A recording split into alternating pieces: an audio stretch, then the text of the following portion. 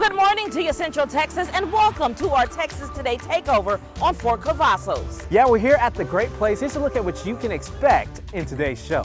So all together today, if we were a sports team, we were practicing for our Super Bowl, and I think we nailed it and got a touchdown. Earlier this year, we got a special look at soldiers performing gunnery and live fire exercises. Today, you'll get an extended look at how these soldiers were feeling as they prepared for the National Training Center. We're taking you behind the scenes for an exclusive look at how the Fort Cavazos Military Police prepare for their toughest challenges. Here. Shoot! Stay. At Fort Cavazos, a man's best friend is more than just a loyal companion. He's a partner in defense. We show you how our K-9 heroes are trained to serve and protect. The roar of the hooves may have been replaced by the hum engines, but at Fort Cavazos, the spirit of the old cavalry rides strong. We highlight one of the last mounted units in the U.S. Army. Plus, we're shooting hoops with troops. Learn how camaraderie and teamwork play a part off the battlefield and on the court. And who's hungry? We highlight the team that shows us meals are more than just food. They're a part of the mission. Now, I don't mean to sound too big or hungry, but the food may have been the best part of my trip. From Fort Cavazos, this is Beyond the Battlefield.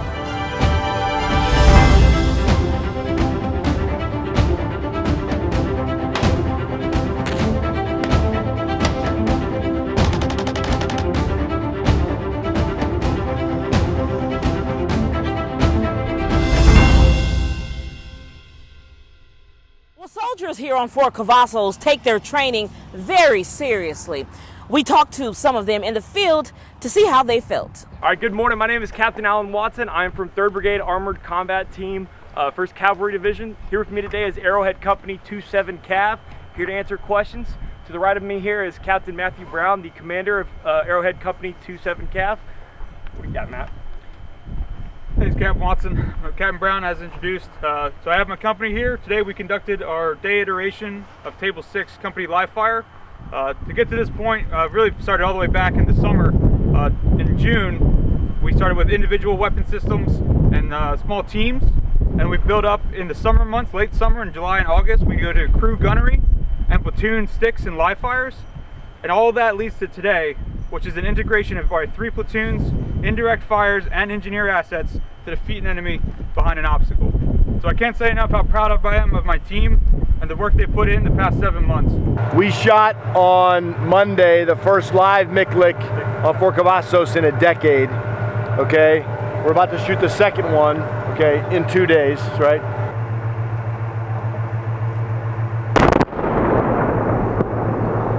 Not all the time you get an attack aviation company or battalion that'll come out there and fire for you. Yeah. And then having the MICLIC, as the colonel was explaining earlier, like that's something that hasn't happened here in 10 years. So being able to get that round down range and actually be able to practice it and experience it live as y'all got to experience, Yeah. it's pretty insane, right? Yeah. So I love the delayed. So you just see the explosion, Yeah. and then you feel it in your body. Probably Yeah. like 5 seconds later, it just came yeah. up here. It's like, whoa! My battalion has put one company, Arrowhead Company 27 Cav, onto one of the great training facilities on Fort Cavazos to conduct what we call a combined arms live fire. Earlier at the start of their training, we had Apache attack helicopters simulate shooting and destroying targets, which allowed for my Bradley fighting vehicles to come in and take on fighting other targets. And while they were pulling up, we had artillery from a supporting battalion, the 282 Field Artillery, and we had mortars from my unit also shooting onto the enemy. We do this to cause multiple dilemmas for our enemy. So we've been out here 10 days doing the combined arms live fire. Total, the brigade will be in the field for about 2 weeks. As infantrymen, this is business as usual. It could be 100 degrees out, it could be 10 degrees out. You're still going to accomplish the mission. Now you're going to feel great doing it, maybe not, but we'll still get it done. James, any thoughts? This is my lieutenant, 3rd Platoon, James Vanelli. Yeah, so as a guy on the ground, whether you're in a Bradley or an infantryman on the ground, you got to be able to deal with anything. So back in September, we had our gunnery at this same place, which is part of the training progression, and it was on the opposite end of the spectrum. 110 degrees, everyone's trying to cover themselves with ice, but we still executed the gunnery, We still executed our iteration of platoon live fire, which was the step before this one. So you have layers. So for equix, the extreme cold weather, so base layers, you wear your silk tops. Yeah. You wear a layers like he's wearing there. So I have a jacket under here. It's called a smoker's jacket. Okay. You have certain layers of clothing that you wear, and then the same thing goes for your sleep system. You have a light sleeping bag, a heavy sleeping bag, and then you have your bivy sack that goes over, and so it's a tiered system. And then so we are at all layers now, staying warm. And then can I go sleep in there? we also have tents. We have light fighter tents that we sleep in, and we will set those up, and then when we go to sleep, and then we'll take them down. So what that does is help block the wind.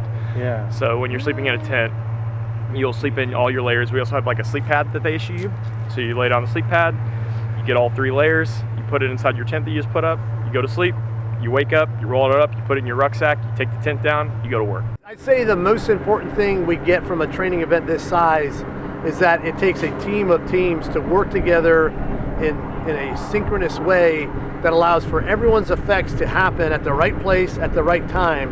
And that's easy to talk about, and it's easy to draw on a board, but to make it happen, in 20-degree weather with dust, wind, and all the challenges of keeping your vehicle pointed in the right direction with multiple weapon systems, noise, and excitement going around you, it builds confidence in our individual troopers that if this was something they had to do in the real world, they have a repetition under their belt that they can rely on to achieve the same effects if they were called upon. Imagine 5 to 7 months with 40 years of experience just to plan this exercise. After this, we'll have even more soldiers out in the field for our brigade FTX. So it's force on force brigade multi-echelon training, where the battalions are going to be basically fighting each other. And that's where they get that additional training, because all this leads up, and I was telling him, to go to NTC, the National Training Center in Port Irwin, California. Okay. So once we do all this training here, this then qualifies us to say, hey, we have met our training objectives. We are now prepared to go to the National Training Center and fight as a brigade. I walked 8 miles. And so once we fight as brigade at the National Training Center, we are on hey, we are deployment ready. If we need to go, we will go to where we're going, and we are going to UCOM in September, in the fall, to then go continue to train over there and prepare for whatever happens next. So this right here is just a piece of the puzzle, but for each step of the training progression, it takes an immense amount of knowledge and time just to get to where we are right now. It's pretty rewarding being able to see all this time and effort put into this training and planning, to see it come to fruition, and it's been successful with no issues that I've noticed. So altogether today, if we were a sports team, we were practicing for our Super Bowl, and I think we nailed it and got a touchdown. We're here at the law enforcement training range where military police are doing their LUTAC training, getting ready for any possible situation.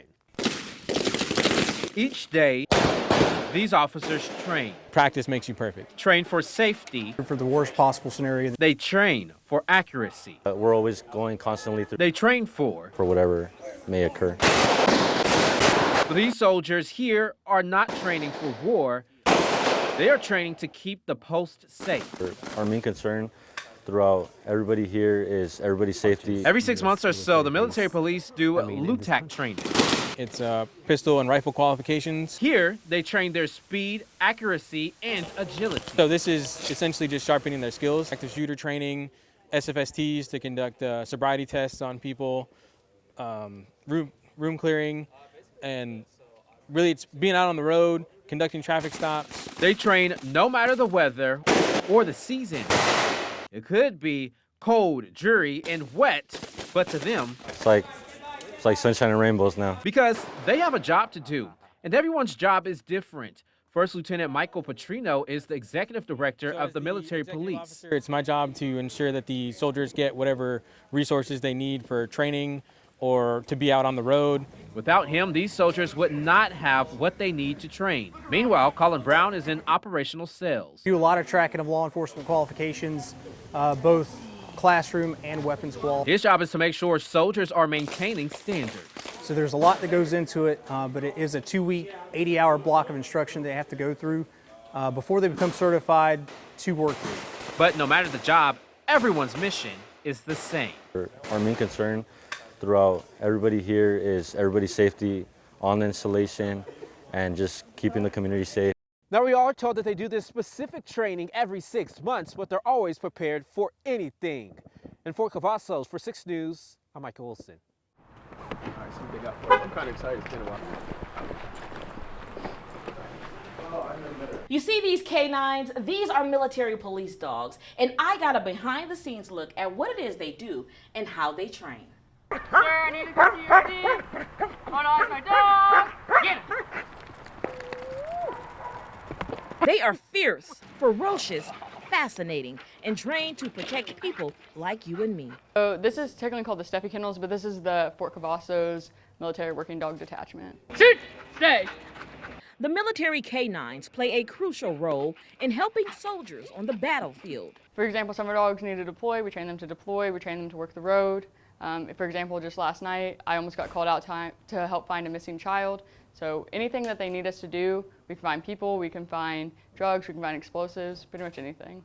Sergeant Samantha Went and her military training dog have formed a unique bond, battling the pressures of military life side by side. And I absolutely love this dog. She actually came from another handler who absolutely loved her too, so she gets double the amount of attention. But we spend pretty much all the time with them that we can. We come in on weekends, we come in on early mornings, we stay late just to train with them. And then during the day, obviously we have to do Army things. We have to take care of Humvees. You know, we have to go do our DD93s and everything like that. But whenever we have time, we're out in the OB yard, we're out in the aggression yard just training. All military working dog handlers graduate from a training program in San Antonio. On this day, we got to witness this canine in action and witness her agility, strength, and intelligence. Down. Sit. So there's 3 main areas of training. The first is obedience training. That's your sits, your downs, stays, pretty much everything like that. There we also train gunfire because we want our dogs to be completely neutral to gunfire. But we also train them on the obstacle course. There's stairs, there's tunnels, everything to make sure that they're good in their environment. The second part is detection. So whichever one your dog's trained to find, we just set up lanes, whether it's in vehicles, buildings, anything like that. Our dogs are trained to find whatever they need to. And then lastly, we have patrol work, in which there's 3 areas. We have controlled aggression, which we'll see later, which is just running through bites. Looking at standoffs, which is when the dog stops in the middle of a bite. And then there's building search, so they search a building for a person. And then we have scout, which is when they search a wood line for a person. It's clear this canine performed with focus and enthusiasm, earning applause from onlookers and serving as a reminder of the critical support military dogs provide on the front lines, as well as the importance of proper training and bonding between a soldier and their canine partner. I just love my dog. You know, I have a reason to wake up every morning. I have a dog that if I don't wake up, she doesn't get trained. And it makes me so happy to see her happy working. Now, I had a great time. This was definitely a very cool thing to experience. You start making like all of the signs? Yeah.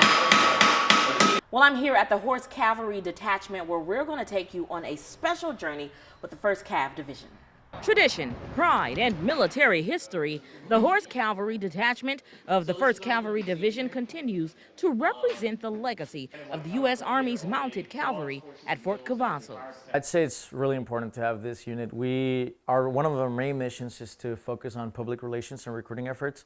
So it helps the Army to get new recruits in, but then it also helps us with public relations, like the people that we work with in London.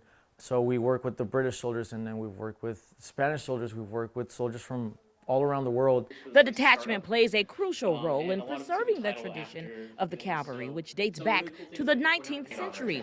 While modern warfare has evolved, they keep alive the practice of mounted service that were essential in the early days of the United States military. At the heart of their mission is the care and training of the horses. The horse is quite literally ingrained in the 1st Cavalry Division's history and traditions. Being able to be out here and kind of representing that history is something that I've really enjoyed the past few years that I've been out here, especially working with the horses and really growing bonds and stuff. Like with a horse like that I ride right now, Nobody. Over the past year I rode with him, I've gotten to grow with him and see him progress, and it's made me really happy and really proud to be able to work with him. From appearing in this year's Tournament of Roses parade in California to performing at other public events, the Horse Cavalry Detachment also maintains their own horses and leather shop. So I'm currently a leather maker. What that entails is I get to make the boots here. My other partners are also leather makers. They make the saddles, and we also make our belts, like any belts that are from any units, and our own personal belts. We make them here in-house. Training sessions like these focus on familiarizing both horses and troopers with cavalry fundamentals.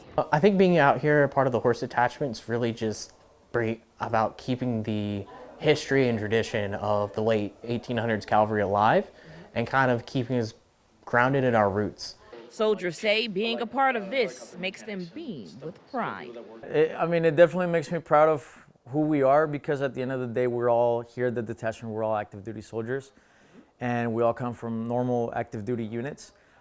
So yeah, it kind of makes me feel proud about the work that we've done in the past and the work that we're doing currently too. So if you ever want to come out here and see what they are all about, they do give tours every Thursday at 10 a.m., weather permitting. For 6 News, I'm Jasmin Caldwell. Ever wondered what keeps our soldiers fueled for action? Well, I'm here at the Blackjack Dining Facility to find out. While they may not be on the front lines, culinary specialists are a key part of the mission. Tell me a little bit about what your job entails. My job is to supervise and to serve and prepare food in a dining facility, as well as the field environment. In the dining facility, I work on the administration side. My job is to create production schedules for the flow of how each shift will go, as well as manage headcount and personnel coming in. From early mornings to late nights, the specialists are responsible for preparing nutritious meals to fuel soldiers. However, their work is sometimes overlooked. The cooks work hard. We work hard in the defect and as well as in the motor pools and going on missions. And I think sometimes our job itself can be overlooked because they think, all we do is cook and that's it. But there's a lot that goes on behind the scenes to keep a defect running, as well as getting soldiers food in the field. So it's a job that's very important, as well as all the other MOSs. When soldiers are out in the field, preparing hot meals may not always be an option. In these situations, they rely on meals ready to eat, or MREs. Those meals are portable, pre-packaged, and designed for easy consumption in the fields when access to fresh food is limited. So my favorite is the chicken chunks. This might be controversial to some. The chili mac is some people's favorite. That's number one right there. Yeah, chili mac is for me, it's based purely on snacks. Okay. And I like the snacks in the chicken chunks. So, and then there's also ones that you might not have the best entree, but you have the best snacks. Some have the best entree, and the snacks are terrible. Okay. So, and it comes in an MRE comes in a little brown bag. It's like a little plastic brown bag. Crack it open. There's a little heater in there if you decide to heat up your food. I personally have never heated up an MRE throughout my entire time in the Army. Just don't do it. It takes too much time. Do you add water or something? You do. And there's also different ones too. There's Arctic ones. The Arctic ones are a little bit better because they're supposed to be kind of treated to last in colder temperatures. And then there's veggie options, like vegetarian options. And then we have halal versions as well for training at Fort Moore. We quite frequently use them. I've never seen them here. I haven't seen them here, but the halal meals are very good. I prefer the halal meal. So it's always when you'll train with the soldiers from like Jordan or Lebanon or something, and just be like, hey, I'll trade you. However, when possible, culinary specialists jump in as the unsung heroes. They don't just prepare the food, they also follow strict standards set by the Army to ensure that everything is served up to military regulations and meets the dietary needs of the soldiers. We kind of help dictate what the meal schedule will be for each day and throughout the week. We kind of follow the standards set by the Army Go for Green program, and then we just implement it into our schedules that we have here. The program is just one example of the military's commitment to proper nutrition. Culinary specialists are trained to adhere to these standards, contributing to both the physical and mental well-being of their fellow service members. We have different sections, so it just depends on the bar and the meal of that day, and that's how we basically prep it. So we have a meats station, a starches and vegetables station, a short order station, and our outside line area. It consists of vegetables, fruits, and fresh cut-ups for the soldiers. Every item that we have, we do prepare ourselves. It comes from our rations department, which distributes food, frozen food, the meats, vegetables, and such. So, how does the food taste? Look at that. I can tell you I was a little hungry.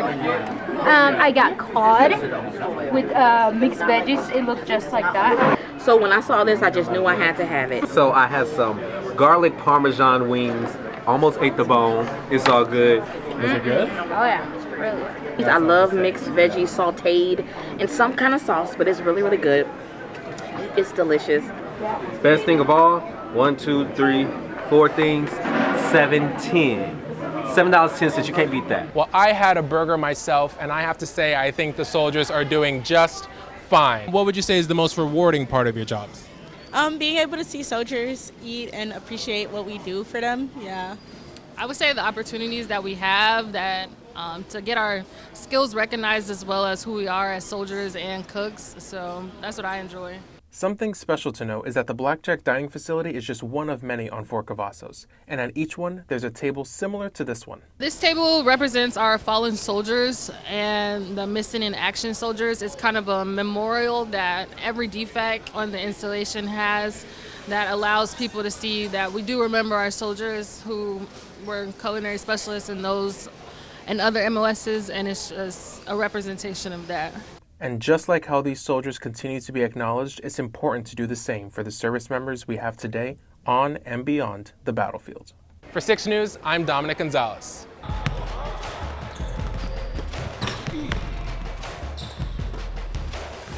I'm here at the home of the Phantom Warriors. Your morning playbook starts now! Fort Cavazos is the powerhouse in any sport, definitely basketball.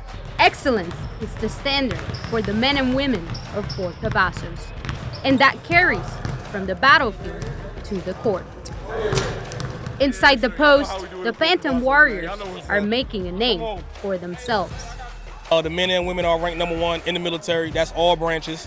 We're expected to win everywhere we go. With a simple look at their trophy case, it's clear these players do a lot of winning. Winning is easy. I ain't gonna lie to you. But everybody there winning is easy. Now if somebody missing, woo, some people gotta hop in that backpack. But hey, other than that, hey, we gonna gel together, work as a team. We have fun. But being a part of the team goes beyond the hardware. So it is always a pleasure to go out and represent our installations, our units, not only as the soldiers that we are, but also as the women who also enjoy and love the game of basketball. It's more so an outlet for these guys and girls. You know, the hard work, 9 to 5, they might be in the field 2 or 3 weeks. They need an outlet. So once they come out, you know, we have something for them. You know, we travel, we go out, you know, take pictures, see new things, you know, camaraderie. It's more so like a family. For this outlet to reach more men and women in uniform, veterans, and their families, the Phantom Warriors say support is key. When we say support, we're not only talking about making posters and sending out text messages. It's deeper than that. It's the funding. So with our first tournament, we definitely wanted to make a statement, and that's why we came in first, to show that we need support financially, spiritually, everything. And we're gonna bring home the hardware, and we're gonna perform hard as we can, because that's just what we do. We have integrity. Y'all know what to do. Go out and support them with your morning playbook. I'm Zoe the Rosario. Let's go.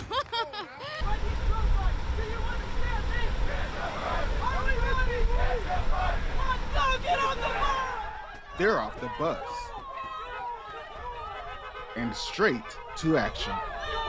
I was very nervous, but I was also excited because I've never done anything like this before. Student athletes from Killeen, Ellison, Shoemaker, Chaparral, and Harker Heights High Schools are testing their strength and readiness for the U.S. Army, thanks to a program hosted by 3 Corps on Fort Cavazos. All right, drill sergeants, line them up. For the past 19 years, Sergeant First Class Victoria Bain has served her nation. And now, she's taking time to help teams decide if they have what it takes to be America's Phantom Warriors. It is absolutely amazing because this is an experience that I didn't get to have when I joined the service. So being able to share that opportunity, that knowledge, that wealth, being able to motivate future leaders within the Army, whether they're going to be officer or enlisted, is actually phenomenal. From rope climbing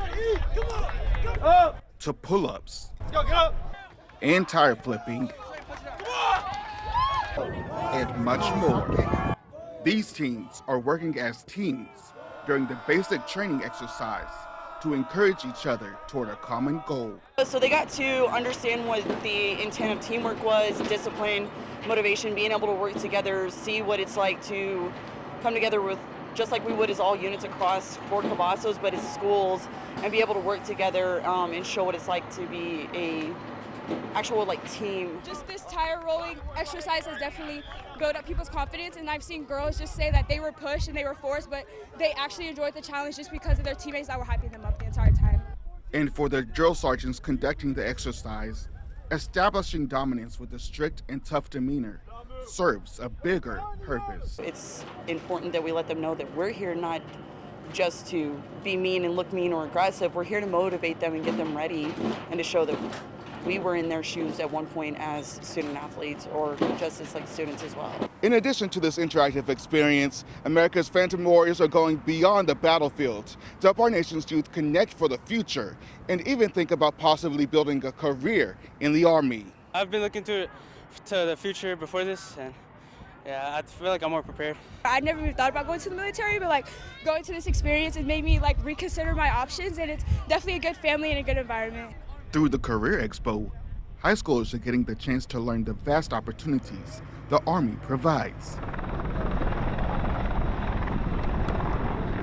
They're going to get to see just a small showcase of every military occupation specialty that we have and that we've built over the years, and what their chances and opportunities are going to be able to be or serve in, and what might interest and pique their careers. Soldiers are also sharing the knowledge of the unique benefits the Army offers.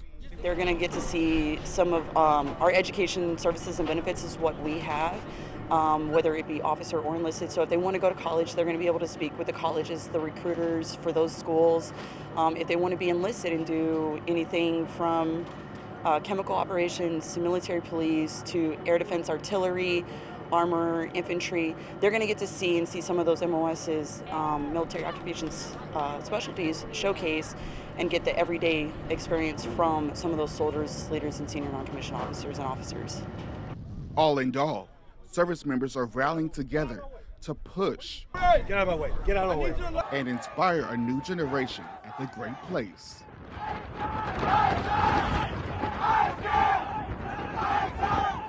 On Fort Cavazos, I'm Ryan Fite.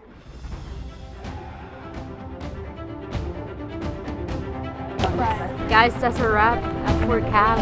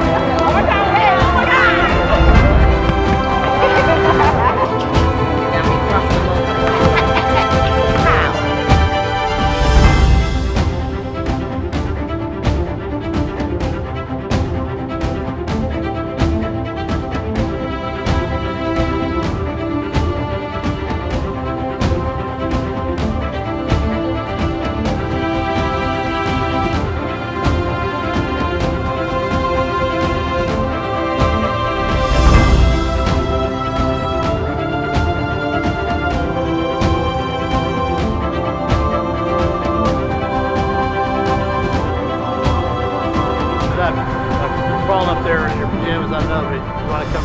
Yeah, I do. Get a photo with it?